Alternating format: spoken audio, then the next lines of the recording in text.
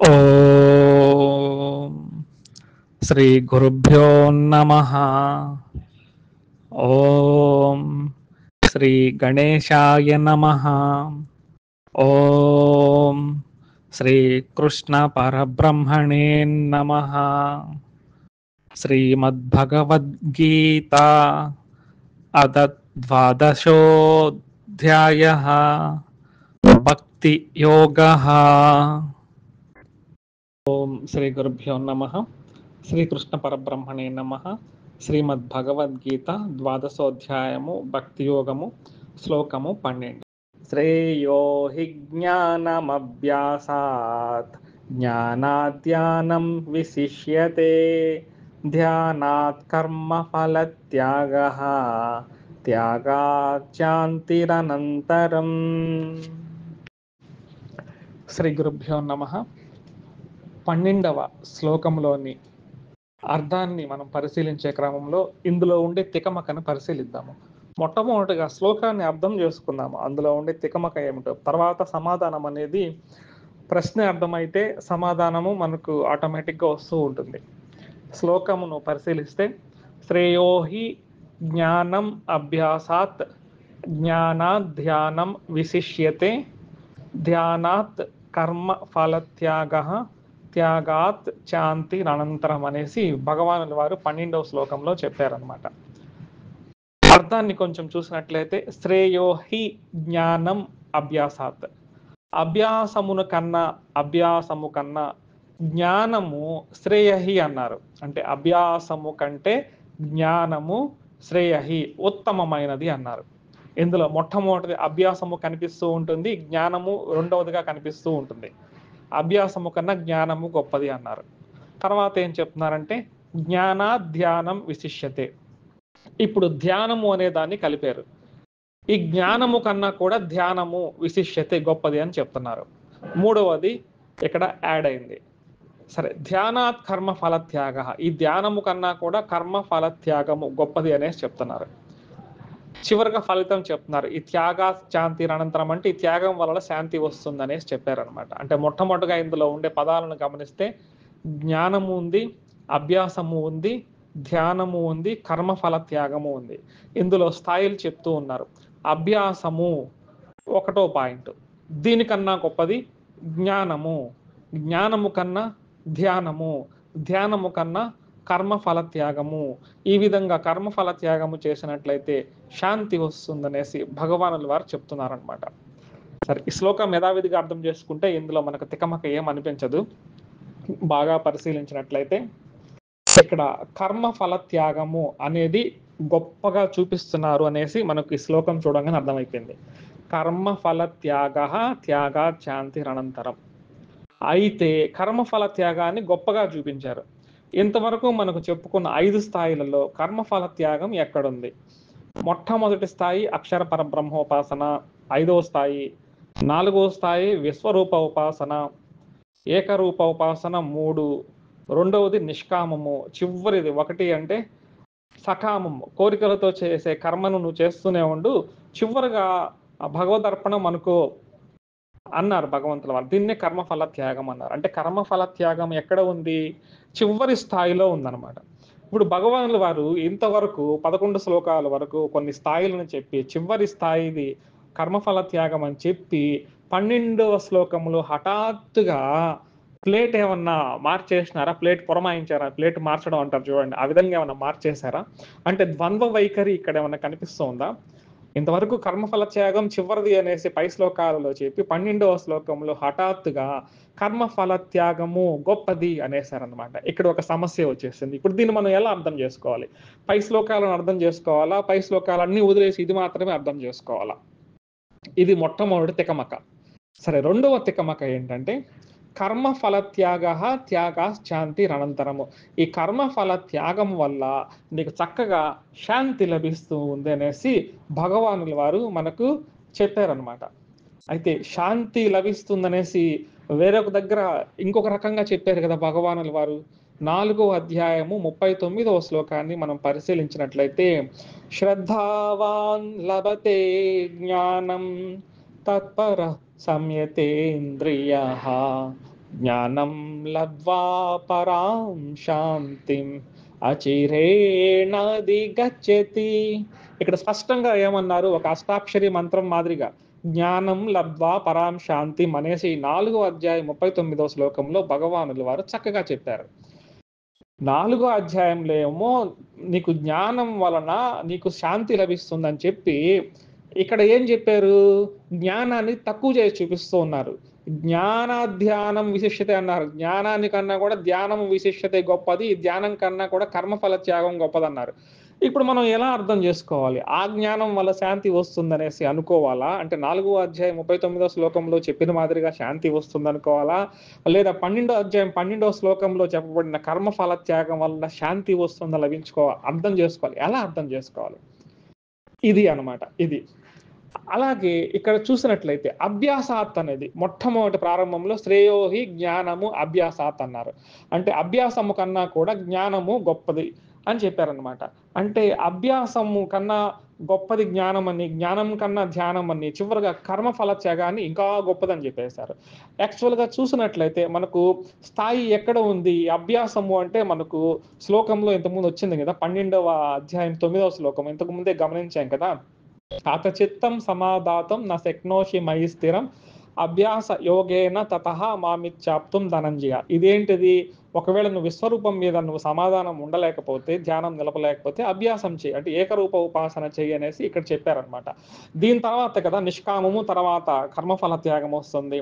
అంటే మధ్యలో ఉండేదానికి, అంటే కర్మఫల త్యాగంతో పోలిస్తే ధ్యానము, అంటే ధ్యానం అభ్యాస యోగము గొప్పది అనేసి భగవంతుల వారు ఇంతకుముందు చెప్పున్నారు.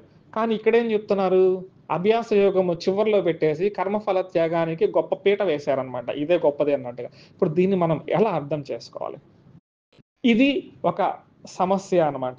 అలాగే మనము చూసినట్లయితే అభ్యాసం అని ఇంకా ఎక్కడన్నా ఉందా, ఇంకా ఎక్కడన్నా భగవంతుల వారు చెప్పి ఉన్నారో చూసినట్లయితే మనకు 8వ అధ్యాయము 8వ శ్లోకం కూడా చెప్పబడింది అనమాట. అభ్యాస యోగయుక్తేన చేతసా నాన్యగామినా పరమం పురుషం దివ్యం యాతి పార్థాను చింతయన్ అనేసి ఇక్కడ ఒక చోట భగవానుల వారు అభ్యాసం గురించి అద్భుతంగా చెప్పారనమాట. అలాగే 6వ అధ్యాయం 35వ శ్లోకాన్ని ఇంకొకసారి పరిశీలిస్తే అక్కడ అర్జునుల వారికి ఒక అనుమానం వస్తుంది, మనస్సును ఎలా నిగ్రహించాలి స్వామి అనేసి అంటే, భగవానుల వారు అసంశయం మహాబాహో మనోనిగ్రహం చలం అభ్యాసేన తు కౌంతేయ వైరాగ్యేన చ గృహ్యతే. చక్కగా భగవానుల వారు ఇక్కడ కూడా చెప్పున్నారనమాట. అంటే దీని అర్థం ఏంటంటే, కర్మఫల త్యాగము కన్నా కూడా జ్ఞానము గొప్పది, జ్ఞానం వలన శాంతి వస్తుంది ఒక దగ్గర, అభ్యాసము గొప్పదని ఇంకొక దగ్గర, ఈ ధ్యానము గొప్పదని ఇంకొక దగ్గర గొప్ప గొప్పలు చెప్పేసి భగవానుల వారు చివరగా అవన్నీ కాదు అనేసి కర్మఫల త్యాగం వలన మాత్రమే శాంతి వస్తుంది, కర్మఫల త్యాగమే గొప్పది అన్నారు. యాక్చువల్గా కర్మఫల త్యాగము చివరి స్థాయి అన్నమాట. ఎవరైతే మనస్సును భగవంతుని మీద నిలపలేకుండా ఉంటారో, కనీసం నిష్కామ కర్మ కూడా చేయలేరు, అన్ని స్వార్థపూరితమైన కర్మలు చేస్తూ ఉంటారు, వీరికి కర్మఫల త్యాగం చేయమన్నారు. ఇటువంటి స్వార్థపూరిత కర్మలు చేసేవారు గొప్పవారు ఎలా అయిపోయారు అనేది ఈ శ్లోకంలో తికమక అనమాట.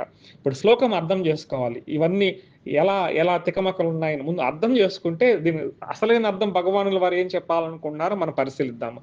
ఫస్ట్ ఈ తికమకని, ఈ ప్రశ్న అర్థం చేసుకోండి, ప్రశ్న అర్థం చేసుకుంటే తికమక సాల్వ్ అయిపోతుంది అనమాట. అలా కాకుండా ఊరికనే ఈ శ్లోకం వరకే చూసుకున్నాం అనుకోండి, మనం వాక్యం నోటి పరంగా కూడా ఊరికనే శ్లోకం పలుకోవచ్చు, శ్రేయో హి జ్ఞానం అభ్యాస జ్ఞాన ధ్యానం విశిష్యతే ధ్యానాత్ కర్మ ఫలత్యాగ త్యాగాచాంతిరనంతరం, ఇలా మనము ఊరికనే అనుకోవచ్చు అనమాట. అర్థం తెలుసుకోకుండా ఇలా పలకడం వల్ల ఎటువంటి ఉపయోగం లేదు. శ్రీ గురుభ్యో నమః. శ్రీ గురుభ్యో నమః. ఇప్పుడు ఈ శ్లోకంలో శ్రేయో హి జ్ఞానం అభ్యాసాత్ జ్ఞానాధ్యానం విశిష్యతే ధ్యానాత్ కర్మ ఫలత్యాగ త్యాగాచాంతిరనంతరం, అభ్యాసము అని, తర్వాత స్థాయి జ్ఞానము అని, తర్వాత స్థాయి ధ్యానము అని, తర్వాత స్థాయి కర్మఫల త్యాగం అని 4 రకాలైన విషయాలను భగవంతుని వారు ఇక్కడ ప్రతిపాదించారు. మొట్టమొదటిది అభ్యాసము అంటే ఏంటో పరిశీలిద్దాము. అభ్యాసము అంటే ఇక్కడ ఏం చెప్పుకోవచ్చు అంటే, ఇంతకు ముందు 9వ శ్లోకంలో చెప్పిన ఏకరూప ఉపాసన ధ్యానం లాంటిదే, అలాంటిది కాదు, అలాంటిదే, కొంచెం వేరే అన్నమాట. అంటే ఇక్కడ కూడా ఏం చేస్తున్నారంటే భగవంతుని ఉపాసనే చేస్తూ ఉంటారు. కానీ ఈ ఉపాసనలో ఎలా ఉంటుందంటే జ్ఞానము అనేది ఉండదు. అంటే జ్ఞానము లేకుండా యాంత్రికంగా చేసే సాధన అని గుర్తుపెట్టుకోవాలి. ఇక్కడ అభ్యాసం అని భగవంతుల వారు ఏదైతే పదాన్ని ఉపయోగించారో ఇది యాంత్రిక సాధన అని గుర్తుపెట్టుకోవాలి. ఈ యాంత్రిక సాధన అంటే పరిశీలించినట్లయితే ఎవరో యూట్యూబ్‌లో చెప్పారు. ఇది మీరు ఈ వారంలో పూజ చేసుకోండి అనేసి. వెంటనే మనం గుడ్డిగా ఆ పూజ చేయడానికో, లేకపోతే ఆ ధ్యానం చేయడానికో చెప్తాం. లేదా ఇంకొకరు ఇంకో రకంగా చెప్తారు. ఈ విధంగా శ్వాస మీద ధ్యాస పెట్టండి. మీలో చక్రాలున్నాయి. ఆ చక్రాలన్నీ యాక్టివేషన్ అవుతాయనేసి. అంటే ఆ పరిపూర్ణ జ్ఞానం ఏమి ఉండదు. షట్‌చక్రాస్ గురించి గాని, శ్వాస మీద ధ్యాస, శ్వాస గురించి ఏమీ ఉండదు. ఎవరో చెప్పారు యూట్యూబ్‌లో మనం చేస్తున్నాం అంతే. ఇది అభ్యాసం. లేదా తెలిసిన మిత్రుడు ఒకడుంటాడు. ఏం చేస్తాడంటే, "ఈ మంత్రం చేసుకోవే నీకన్నీ మొత్తం సజావుగా జరిగిపోతాయని" చెప్తాడు. మంత్రాన్ని మాత్రం ఎలా చదవాలో చెప్తాడు ఆ మిత్రుడు. కానీ మంత్ర అర్థాన్ని చెప్పరు. మంత్ర సాధన ఎలా చేయాలో ఏం చెప్పరు. మనం ఏం చేస్తామంటే గుడ్డిగా అభ్యాసం చేయడం ప్రారంభిస్తామనమాట. అంటే అందులో జ్ఞానం ఏం లేదు. ఈ మంత్రం ఎందుకు చేస్తున్నాము? ఈ మంత్ర విధి విధానాలేంటి? ఈ మంత్ర అర్థం ఏంటి? జ్ఞాత్వా కుర్వీత కర్మాణి అని పెద్దలు చెప్పారు. అంటే ఏదన్నా కూడా మనము తెలుసుకొని చేయాలి. 11వ అధ్యాయంలో కూడా జ్ఞాతం, ద్రష్టం, ప్రవేష్టం అని చెప్పారు. ఫస్ట్ జ్ఞాతం తెలుసుకోమని చెప్పారు. మనం తెలుసుకోకుండానే ఏం చేస్తుంటాము, ఇలా మనము బ్లైండ్‌గా, గుడ్డిగా సాధన చేస్తూ ఉంటాం అన్నమాట. యూట్యూబ్‌లో చెప్పారనో, తెలిసిన వాళ్ళు చెప్పారనో, ఏదో ఒక రకంగా మనం చేస్తూ ఉండే సాధన అంటే జ్ఞానము లేకుండా చేసే సాధన ఇక్కడని చెప్పారనమాట. ఒక పెద్ద మనుషులు అంటే పెద్ద గురువుగారు చెప్పిన ఒక చిన్న కథను మనం పరిశీలించినట్లయితే, ఒకానొక దేశంలో ఒక రాణిగారు ఉండేవారనమాట. ఆ రాణిగారికి బట్టలు ఉతికే అమ్మగారు, ఒక చాకలి అమ్మగారు, ఆమె మంచి మాటకారి. చాకలి అమ్మగారు మంచి మాటకారి అనమాట. ఈ మాటకారితనం వలన ఆ రాణిగారికి బాగా క్లోజ్ అయ్యారనమాట. అంతరంగికురాలుగా మారిపోయిందనమాట. ఈ విధంగా బాగా పరిచయం అయిపోయి అంతఃపురంలో రాణిగారి దగ్గరికొచ్చి కబుర్లు చెప్పే అంత చనువు ఏర్పడిపోయింది ఆ చాకలి అమ్మగారికి. ఒకరోజు హఠాత్తుగా ఈ చాకలి అమ్మగారు ఆ రాణిగారి బట్టల్ని తీసుకొచ్చి అక్కడ పెట్టేసి ఏడవడం మొదలుపెట్టింది. ఏడవడం మొదలుపెట్టేటప్పటికి రాణిగారు చాలా బాధపడిపోతారు. "ఏవండీ ఎందుకు ఏడుస్తున్నారని" చెప్తే, "మా మల్లన్న చచ్చిపోయాడు" అనేసి చెప్తుందనమాట. ఆమెన మా మల్లన్న చచ్చిపోయాడని చెప్పంగానే ఆమె బాధ చూసి రాణిగారు గూడా కన్నీరు మున్నీరైపోతారనమాట. రాణిగారు ఏడుస్తూ ఉంటే ఇంక పరిచారికలు మిగతా వాళ్ళు కూడా ఉంటారు గదా! మా రాణిగారు ఎందుకో ఏడుస్తున్నారు. ఏదో ఘోరం జరిగిందనేసి పరిచారికలు గూడా ఏడవడం మొదలుపెడతారు. తర్వాత రాజుగారు వచ్చినప్పుడు అంతఃపురంలోకి రాణిగారు ఏడుస్తున్నారు, పరిచారకులు ఏడుస్తున్నారు. రాజుగారు ఏమనుకున్నారు, మా రాణిగారి బంధువులు ఎవరన్నా ఏదైనా పొరపాటు చనిపోయారేమో అందుకు ఏడుస్తున్నారని రాజుగారు ఏడవడం మొదలుపెట్టారు. రాజే ఏడిస్తే ఇంక మంత్రులు, సేనాధిపతులు ఇంక అంతఃపురంలో ఉండే వాళ్ళందరూ కూడా ఒకటే ఏడుపనమాట.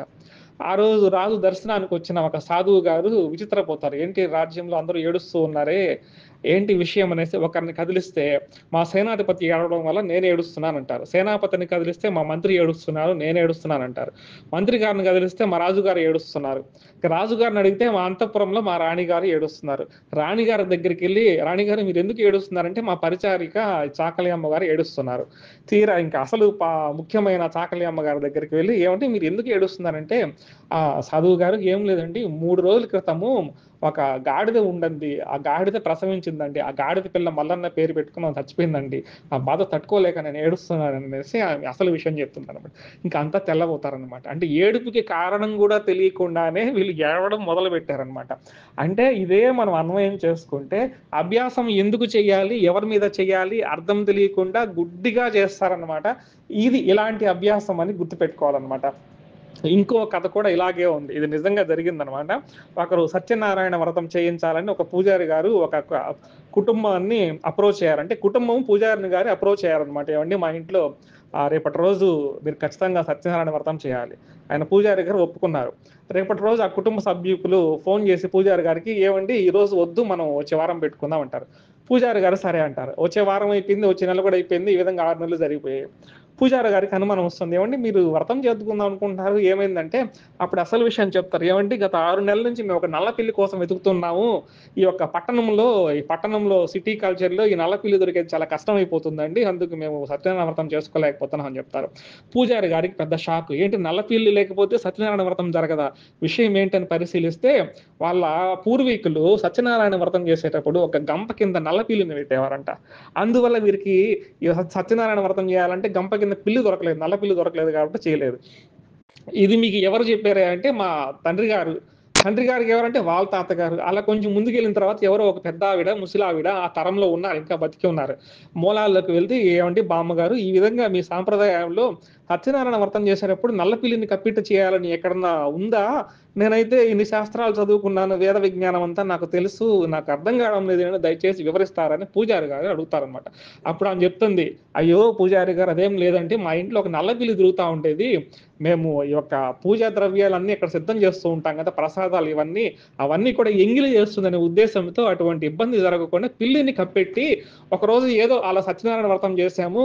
వీళ్ళు అదే పట్టుకొని ఇంక ప్రతి సత్యనారాయణ వ్రతానికి కూడా తరతరాలుగా పిల్లిని అక్కడ పెడుతున్నారు" అనేసి చెప్పడం ద్వారా విషయం తేట తెల్లమవుతుందనమాట. అంటే ఏం చెప్తున్నామంటే పూజ గాని, మంత్రజపం కానీ ఏదైనా కూడా అర్థము తెలియకుండా వాళ్ళు చెప్పారనో, వీళ్ళు చెప్పారనో శాస్త్రబద్ధంగా కాకుండా గుడ్డిగా, బ్లైండ్‌గా కొంతమంది చేస్తూ ఉంటారు. ఇటువంటి దాని అభ్యాసం గురించి భగవంతుల వారు ఇక్కడ ప్రతిపాదించారని గుర్తుపెట్టుకోవాలి. తర్వాతది జ్ఞానాన్ని పరిశీలించినట్లయితే, ఇంతకుముందు చెప్పిన అభ్యాసం కన్నా కూడా జ్ఞానం గొప్పదని భగవానుల వారు చెప్పారు.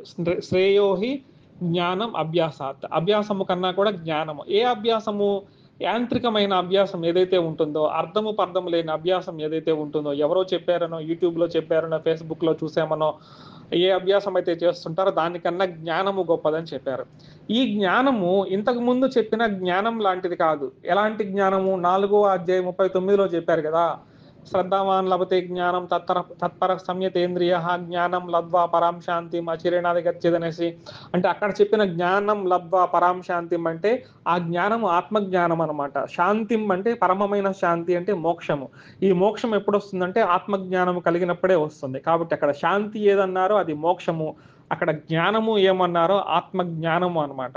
కానీ ఇక్కడ అలాంటిది కాదు అని గుర్తుపెట్టుకోవాలనమాట. ఇక్కడ ఏం చెప్తున్నారంటే శాస్త్రము అధ్యయనము అని చెప్తున్నారనమాట. ఇక్కడ ఏం చేస్తున్నారంటే శాస్త్ర అజ్ఞయనమైన జ్ఞానాన్ని గురించి చెప్తున్నారనమాట. వీళ్ళేం చేస్తారంటే అనేక రకమైన గ్రంథాలు చదువుతూ ఉంటారు. రామాయణం చదువుతారు, భారతం చదువుతూ ఉంటారు. లేదా మనకు మార్కెట్‌లో దొరికే అనేక రకాల గ్రంథాలు జిజ్ఞాసువులు అంటారు. ఆర్తో జిజ్ఞాసురర్థార్థి జ్ఞాని చ భరతర్షభ అని భగవానులు వారు చెప్పున్నారు కదా! జిజ్ఞాస భక్తులని కూడా చెప్పొచ్చనమాట. వీరు ఎంతసేపటికి కూడా శాస్త్రాన్ని మాత్రమే అధ్యయనం చేస్తూ ఉంటారు. అన్ని శాస్త్రాలు చదువుతారు. ఏ బుక్ దొరికితే ఆ బుక్కుని చదువుతూ ఉంటారు. అంటే వీరి ఉద్దేశ్యం ఏందంటే జ్ఞానము అంటే కేవలం బుక్కిష్ నాలెడ్జ్ అని చెప్పుకోవాలనమాట. అంటే పుస్తకపరమైన ఆ యొక్క జ్ఞానం మాత్రమే అని అర్థం చేసుకోవాలనమాట. ఇందులో వీరు ఎటువంటి ఉపాసన చెయ్యరు. ఇటువంటి జ్ఞానం. ఈ జ్ఞానం ఏదైతే చెప్పబడిందో కేవలం పుస్తక జ్ఞానం మాత్రమే ఉంటుంది. ధ్యానము చెయ్యరు, ఉపాసన చేయరు, ఎటువంటిది ఏమీ చేయరనమాట. కేవలము గ్రంథ పఠనం మాత్రమే చేస్తూ ఉంటారు. కాబట్టి వీరి గురించి ఇక్కడ చెప్పబడిందనమాట. ఈ యొక్క అర్ధరహితమైన అభ్యాసం చేసేవారి కన్నా కూడా కొంచెం బెటర్ ఎవరంటే ఏదో పుస్తక పరిజ్ఞానాన్ని కలిగి ఉంటారు. రాముల వారి గురించి కొంచెం పరిచయ జ్ఞానం, కృష్ణుల వారి గురించి కొంచెం పరిచయ జ్ఞానం తెలుసుకో ఉంటారు. కానీ రాముల వారి గురించి సాధన, కృష్ణుల వారి గురించి సాధన అనేది ఏమీ ఉండదనమాట. కేవలం తెలుసుకుంటారు. భాగవతము చదువుతారు, భారతము చదువుతారు. కానీ పూర్తిగా ఉపాసన చేయరు. కృష్ణతత్వాన్ని గురించి తెలుసుకుంటారు. అనుభవంలోకి తెచ్చుకోవాలంటే సాధన గదా చేయాలి. వీరు సాధన చేయరు. సాధన లేకుండా ఎవరైతే పుస్తక జ్ఞానం కలిగి ఉంటారో వారి గురించి మాత్రమే ఇక్కడ జ్ఞానము అని చెప్పబడింది. మూడవది ధ్యానము పరిశీలించినట్లయితే మొదటిది అభ్యాసము. ఎటువంటి జ్ఞానము లేకుండా చేసే యాంత్రిక సాధన. రెండవది జ్ఞానము, పుస్తక పరిజ్ఞానము. ఈ రెండిటిని కలిపి ఏం చెప్తారంటే ధ్యానము అని చెప్తారు. ఈ ధ్యానములో ఏముంటుందంటే జ్ఞానము ఉంటుంది. ఏదైనా భగవంతుల వారి గురించో, మంత్రము గురించో, సాధన గురించో పరిపూర్ణమైన జ్ఞానము ఉంటుంది. అన్నీ తెలుసుకొని చేస్తారు. ఉదాహరణగా గాయత్రి మంత్రము ఎవరన్నా చెప్పారు ఈ సాధన చేయని. గాయత్రి మంత్రం అంటే ఏంటి చక్కగా తెలుసుకో ఉంటారు. అంటే జ్ఞానము ప్రతి అక్షరానికి జ్ఞానం తెలుసుకో ఉంటారు. తర్వాత ఉపాసన కూడా చేస్తూ ఉంటారు. ఈ 2 కలిపి చేసేదంటే జ్ఞాన సహిత ధ్యానము అని ఇక్కడ చక్కగా చెప్పుకోవచ్చనమాట. ఆ భగవంతుని గురించి జ్ఞానము ఉంటుంది, ఉపాసన 2 రకాలుగా అంటే పరిపూర్ణమైన స్థితిలో ఏదైతే ఉంటారో దానిని ఏం చెప్తున్నారంటే ఇక్కడ ధ్యానము అనేసి చెప్తూ ఉన్నారు ఇక్కడ. చివరిది కర్మఫల త్యాగము. ఇంతకు ముందు పరిశీలించాము. మరలా ఒకసారి చూసినట్లయితే కర్మఫల త్యాగము చివరి అంశం అని చెప్పుకున్నాము. మొదటి నుంచి చూసుకుంటూ వస్తే అక్షర పరబ్రహ్మోపాసన నుంచి చివరగా వచ్చే సాధన ఏంటంటే స్వార్థపూరితమైన అంటే సకామమైన కర్మలే చేస్తారు వీరు. ఇటువంటి సకామ కర్మలు చేసే వారికి ఇది సకామ కర్మ మాత్రమే అవుతుంది. సకామ కర్మ యోగముగా ఎలా మారుతుందంటే కర్మఫల త్యాగాన్ని ఎప్పుడైతే నువ్వు చేస్తావో అప్పుడు సకామ కర్మ కూడా ఏమవుతుందంటే యోగము అవుతుందని భగవానుల వారు చెప్తున్నారు. బాబు నువ్వు సకామ కర్మలే చెయ్యి, ఎటువంటి ఇబ్బంది లేదు. నువ్వేం చేస్తావంటే ఆ ఫలితం ఏదైతే వస్తుందో అది భగవంతుడు ఇచ్చాడని మనసులో అనుకోవయ్యా అనేసి భగవంతుల వారు అంటున్నారు. ఇది కర్మ ఫల త్యాగం అన్నమాట. ఈ విధంగా ఈశ్వర ప్రసాద బుద్ధితో మనం ఏదైతే కర్మలు చేస్తుంటామో ఇదే సకామ కర్మ కల త్యాగం అంటారు. ఇది సకామ కర్మ చేసినప్పటికీ యోగంగా మారిపోతుంటుంది. ఈ విధంగా 4 స్థాయిల గురించి భగవానుల వారు ఇక్కడ చెప్పారు. ఇప్పుడు ఈ విధంగా మనం ఒక్కొక్క దానికి విడివిడిగా మనం చెప్పుకున్నాము. వీటిని సమన్వయపరుచుకొని అసలు భగవానుల వారు ఏం చెప్పాలనుకుంటున్నారో పరిశీలిద్దాం. శ్రీ గురుభ్యో నమః. ఇప్పుడు మనము 4 విషయాలను తెలుసుకున్నాము. అభ్యాసం అంటే ఏమిటి? జ్ఞానము అంటే ఏమిటి? ధ్యానం అంటే ఏంటి? కర్మఫల త్యాగం అంటే ఏంటి? వీటిని సమన్వయపరుచుకునే ప్రయత్నము చేద్దాము. శ్రేయోహి జ్ఞానం అభ్యాసాత్ అన్నారు. అభ్యాసము కన్నా కూడా జ్ఞానము గొప్పది అన్నారు. ఇది నిజమేనని ఇప్పుడు మనం పరిశీలించాము. ఎటువంటి జ్ఞానము లేకుండా ఉపాసన, గుడ్డి ఉపాసన కన్నా కూడా శాస్త్ర జ్ఞానం గొప్పది అని మనం తెలుసుకున్నాం. ఈ జ్ఞానం కన్నా కూడా ధ్యానము గొప్పదని చెప్పుకున్నాము. ధ్యానము అంటే ఉపాసన ఉంటుంది, శాస్త్ర జ్ఞానము ఉంటుంది. ఈ 2 ఉంటాయి కాబట్టి ఈ 2 ఉండేది చాలా గొప్పది అని చక్కగా మనం అర్థమయ్యేటట్టుగా తెలుసుకున్నాము. ఇప్పుడు చివరిది కర్మఫల త్యాగము అని చెప్పారనమాట. ఇప్పుడు కర్మఫల త్యాగము అనేది గొప్పది ఎందుకైందని పరిశీలించాలి. మనకు చిక్కు సమస్య ఇక్కడే వస్తుంది. భక్తి యోగంలో 5 స్థాయిల గురించి భగవానుల వారు చెప్పారు. మొట్టమొదటిగా అక్షరోపాసన, తర్వాత విశ్వరూపము, తర్వాత ఏకరూపము, తర్వాత నిష్కామము, చివరిది సకామం. సకామం అంటే ఏంటి? చివరిది. సకామాన్ని త్యాగపూరితంగా చేయమన్నారు కదా భగవానుల వారు. ఇప్పుడు సకామం ఎక్కడుందంటే చివరిది. ఇప్పుడు భగవానుల వారు ఈ శ్లోకంలో ఏమన్నారు? ఈ యొక్క కర్మఫల త్యాగానికి అంటే సకామ కర్మకే పెద్ద పీట వేశారనమాట. అంటే దీన్ని చక్కగా అర్థం చేసుకోకపోతే గందరగోళం అవుతుందని మనం చెప్పామన్నమాట. దీన్ని అర్థం చేసుకోవాలి అంటే ఇప్పుడు చక్కగా చూడండి. మనము తిరుమలకి వెళ్ళాము అనుకోండి. 8000 మెట్లు ఎక్కినప్పుడు 8,000 మెట్లు తర్వాత భగవంతుల వారి దర్శనం చేసుకోవచ్చు. మనం ఇప్పుడు 8,000 మెట్లుకి ఎక్కినట్టు భగవంతుల వారిని చెప్తున్నారు, నా దర్శనం నీకు కల్పిస్తాను అన్నారు. కొంతమంది మధ్యలో ఎక్కడో మార్గ మధ్యంలో ఉంటారు. 7,000 దగ్గర, 6,000 దగ్గర, 5,000 దగ్గర రకరకాల స్థాయిల గురించి భగవానులు వారు చెప్పారు. ఒకానొకడు ఏం చేశాడంటే ఒకటో మెట్టు దగ్గరే ఉన్నానండి. ఒకటో మెట్టు దగ్గర ఉంటే ఇటువంటి వాడి పరిస్థితి ఏందంటే వీడు ఎప్పుడు కూడా సోమరిపోతుతనంగానో, లౌకిక విషయాల్లోనో, ఇప్పుడు ప్రాపంచిక విషయాల్లోనో భగవంతుడు తెలియదు, దేవాలయాలకు వెళ్ళడం తెలియదు, ఏమీ తెలియని వాడు ఈడు. మొరటోడానికి వచ్చామనమాట. ఈడు ఏం చేశాడంటే తిరుమల దర్శనానికి వెళ్ళి ప్రస్తుతానికి ఒకటో మెట్టు దగ్గరికి వచ్చారనమాట. భగవంతుల వారిని వీరిని ప్రశంసిస్తూ ఉన్నారు. ఎందుకు ప్రశంసిస్తున్నారంటే ఇతను ప్రాపంచిక విషయాలలో పడిపోయాడు. ఇతను కనీసం ఇప్పుడు ఒకటో మెట్టు దగ్గరికి వచ్చాడు. ఒకటో మెట్టు దగ్గరికి వచ్చాడని ప్రశంసించాడు. ప్రశంసించాడు కాబట్టి వాడు ఏదో ఒక రోజు 8,000 మెట్లు ఎక్కుతాడనమాట. భగవంతుల వారి ఆంతర్యం ఏమిటి? అసలు ఎందుకు పనికిరాని వీడు ఒకటో మెట్టు దగ్గరికన్నా వచ్చాడు. వీడిని ఏం చేయాలంటే మనం ప్రశంసించి ఇంకొంచెం ఎంకరేజ్మెంట్ చేసి ఏం చేస్తారంటే వీడు ఉత్తమ స్థితిలోకి వెళ్తాడనేసి భగవంతుల వారు అతన్ని ఎంకరేజ్ చేస్తున్నారు.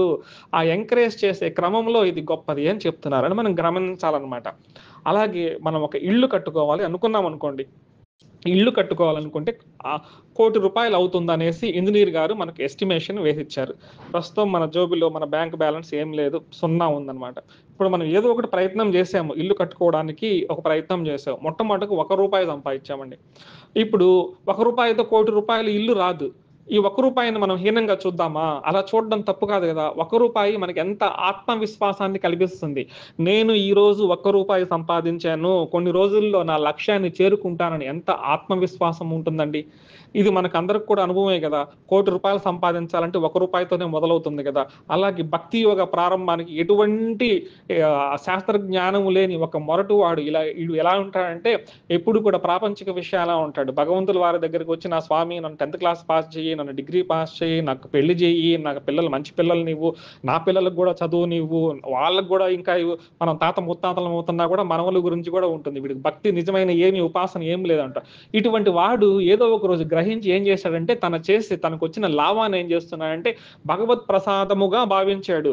అప్పుడు భగవంతుల వారు సంతోషించి ఏం చేస్తున్నాడంటే ఎంకరేజ్ చేస్తున్నాడు. వీడు గొప్పవాడే అనేసి. తద్వారా ఏమవుతుందంటే వాడిలో ఆత్మవిశ్వాసము పెరిగి ఏమవుతుందంటే ఇంకొంచెం ఉన్నత స్థాయికి పోతాడు.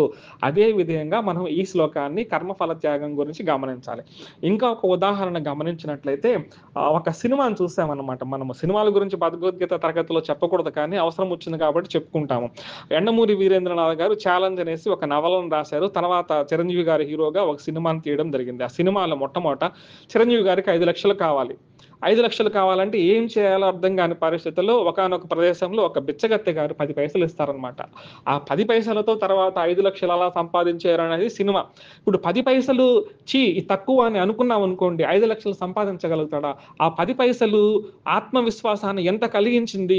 10 పైసలతోనే 5,00,000 కాదు. కానీ 10 పైసలే గదా ముఖ్యము. ఇది చక్కగా గమనించుకోవాలనమాట. అలాగే ఒక తరగతిలో ఒక ఉపాధ్యాయులు గారు తన విద్యార్థులకి ఏం చెప్తున్నారంటే, పిల్లలు మీరు 100కి 100 మార్కులు తెచ్చుకోవాలి అని చెప్తున్నారు. అలాగే అలా కుదరకపోతే కనీసం డిస్టింక్షన్ అన్నా పాస్ అవ్వండయ్యా అని చెప్తున్నారు. ఫస్ట్ క్లాస్ అయినా పాస్ అవ్వండయ్యా అని చెప్తున్నారు. లేదా సెకండ్ క్లాస్‌లో అన్నా పాస్ అవ్వండి అని చెప్తున్నారు. చివరగా ఏం చెప్తున్నారంటే, మనం చాలా కష్టపడుతున్నాం కాబట్టి మన పాఠశాలలో ఫెయిల్యూర్ పర్సెంటేజ్ అనేది ఉండకూడదు. మనం అందరం కూడా సాధిద్దామని చెప్తున్నారు. అయితే ఇందులో ఒక సోమరిపోతున్నాడనమాట.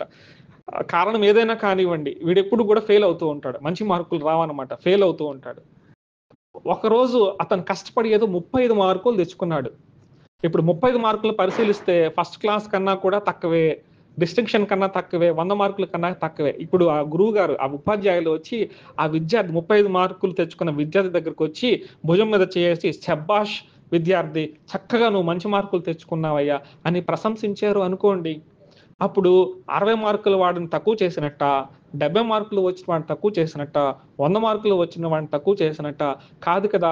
నిజానికి 100 మార్కుల వాడు గొప్పవాడే. ఇప్పుడు 35 మార్కులు వచ్చిన వారి పరిస్థితి చాలా ఘోరంగా ఉంది. వీడు కష్టపడి ఏదో 35 మార్కులు సంపాదించడం ద్వారా గురువుగారు ఏం చేశారంటే మంచి ఎంకరేజ్‌మెంట్ చేయడం ద్వారా వీరు ఫ్యూచర్‌లో ఏం చేస్తారంటే ఆ 35 మార్కుల నుంచి ఫస్ట్ క్లాస్‌కో, 100 మార్కులకో ప్రయత్నం చేస్తాడు.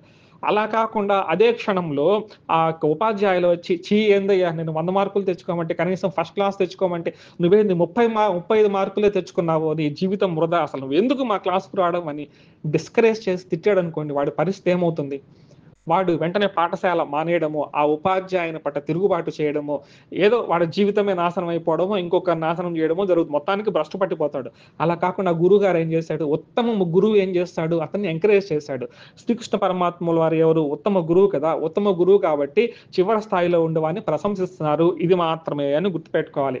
ప్రశంసిస్తున్నారనే గాని పెద్ద పీట వేయలేదని గుర్తుపెట్టుకోవాలి. ఇలాంటి వాడు ఏదో ఒక రోజు ఉత్తమ స్థితికి వస్తాడని శ్రీకృష్ణ భగవానుల వారికి నమ్మకం అన్నమాట. ఇక్కడ అవసరం లేదు కానీ, నా జీవితంలో కూడా ఇలాంటి సంఘటన ఒకటి జరిగింది. నేను గుర్తు చేసుకుంటున్నాను. 10వ తరగతిలో ఒక యూనిట్ టెస్ట్ జరిగింది. యూనిట్ టెస్ట్‌లో మ్యాథమెటిక్స్‌లో 100కి 100 మార్కులొచ్చాయి. క్వార్టర్లీ అనుకుంటాను. 100కి 100 మార్కులు మ్యాథమెటిక్స్‌లో వచ్చాయన్నమాట. హిందీలో 7 మాత్రమే వచ్చాయన్నమాట. హిందీలో. మా యొక్క హిందీ పండితురాలు, ఉపాధ్యాయునిరాలు ఆ అమ్మగారు వచ్చేసి ఆ మేడం గారు "ఏమయ్య ప్రసాద్ మ్యాథ్స్‌లో 100కి 100 సంపాదించావయ్యా! నువ్వు హిందీలో చాలా తక్కువ మార్కులు తెచ్చుకున్నావు. నువ్వు అనుకుంటే హిందీలో గూడా మంచి మార్కులు తెచ్చుకోగలవే నాకు నమ్మకం ఉంది. ప్రయత్నం చేసి చూడొచ్చు కదా!" అనేసి పెద్ద భరోసా ఇచ్చారన్నమాట. చాలా భరోసా. నెక్స్ట్ యూనిట్ టెస్ట్‌లోని ఏమైందంటే 100కి 100 మార్కులు రావడం జరిగిందనమాట నాకు. అంటే ఆ క్షణంలో మా హిందీ మాస్టర్ గారు ప్రోత్సహించడం ద్వారా ఏమైంది, తర్వాత ఉత్సాహం పెరిగి ఎక్కువ కాన్సంట్రేషన్ చేయడం వల్ల మంచి మార్కులు తెచ్చుకోవడం జరిగింది. తర్వాత జీవితంలో ఆ గురువు గారు ఇచ్చిన సలహా ఏదైతే ఉంటుందో వేరే దేశాలకొచ్చినప్పుడు కూడా హిందీని స్పష్టంగా చదవగలడము, హిందీ గ్రంథాలు చదువుకోగడము, స్పష్టత, ఉచ్చారణ ఇవన్నీ కూడా ఆ సందర్భంలో వచ్చాయి. కానీ ఆ సందర్భంలో మా గురువుగారు "ఏంటయ్యా నువ్వు వేస్ట్ 7 మార్కులా నీకొచ్చింది. 7 మార్కులు నిన్ను మీ తల్లిదండ్రులు చదివిడమే వృధా. నీ జన్మే వేస్ట్" అని తిట్టి ఉంటే ఏమైయుండేది? నేను అలాగే ఇంకా సున్నాకి వచ్చుండేవాడినేమో ఆ బాధ మనసులో పెట్టుకొని. అలా కాకుండా ఉత్తమ గురువులు ఏం చేస్తారు? ఉన్నత స్థాయిలోకి తీసుకెళ్లడానికి ప్రయత్నం చేస్తారు. అలాగే శ్రీకృష్ణ భగవానుల వారు ఉత్తమోత్తమైన గురువు కాబట్టి, సృష్టిలోకంతా జగద్గురువు కాబట్టి, ఆ కింద స్థాయిలో ఉండేవారిని ఏం చెప్తున్నారంటే, "బాబు నువ్వేం చేస్తున్నావంటే ఇన్ని రోజులు స్వార్థ కర్మలు చేశావు. నీలో ఒక చిన్న మార్పొచ్చింది. ఇది ఈశ్వర ప్రసాదంగా భావించావు. నువ్వు స్వార్థ చింతన చేసేటప్పుడు నీ మనసు అల్లకల్లోలంగా ఉన్నింది. ఇప్పుడు ఈశ్వర ప్రసాదంగా భావించావు గదా! అన్నీ నేను చూసుకుంటానే. ఇంక నీకు శాంతే ఉంటుంది మనస్సులో. శాంతిరనంతరం కర్మఫల త్యాగం వల్ల నువ్వు శాంతిని పొందుతావు. నేను చూసుకుంటాను మిగతా అంతా కూడా భగవంతుల వారు ఇక్కడ భరోసా ఇస్తున్నారు. ఈ విధంగా ఈ శ్లోకాన్ని అర్థము చేసుకుంటే అసలైన మనకు అర్థం తెలుస్తూ ఉంటుంది. ఇటువంటి శ్లోకాలని చిక్కుమూడు శ్లోకాలంటారు. సంస్కృతంలో అర్థవాద శ్లోకాలు అనేసి చెప్తూ ఉంటారు. ఇటువంటి శ్లోకాలు భగవద్గీతలో అక్కడక్కడ ఉన్నాయి. వీటిని స్పష్టంగా తెలుసుకుంటే తప్ప మనకు భగవద్గీత అర్థం కాదు. కాబట్టి ఈ శ్లోకం అర్థమైంది అనుకుంటున్నాను.